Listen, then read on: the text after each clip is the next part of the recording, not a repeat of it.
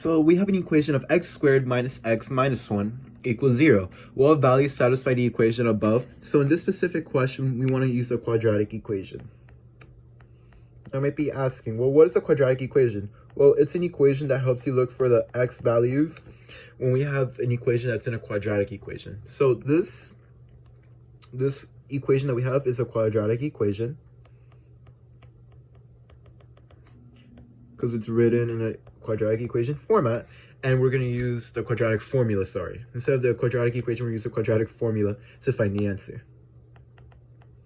And the formula is going to be negative b plus minus the square root of b squared minus 4ac divided by 2a. Now, I might be asking, how can we look for our a, b, and c value? Well, to look for our values, we just look at the equation that we're given and figure it out. Our a value is always a number that's in front of x squared, and as we can see x squared by itself, there's no number in front of it. So we can assume our a value for x squared is going to be 1, because 1 multiplied x squared equals x squared.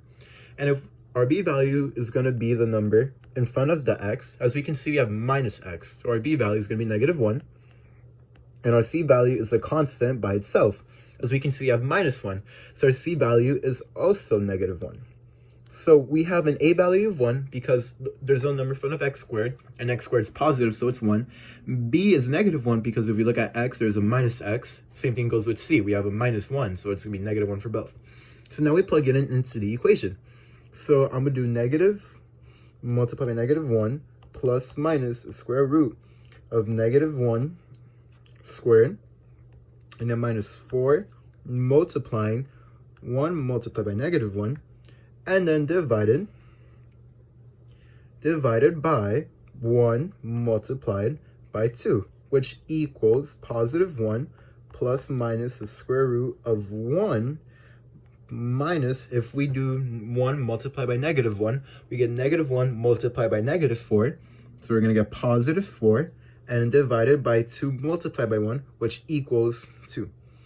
So I have 1 plus minus the square root of 1 plus 5, which equals 5.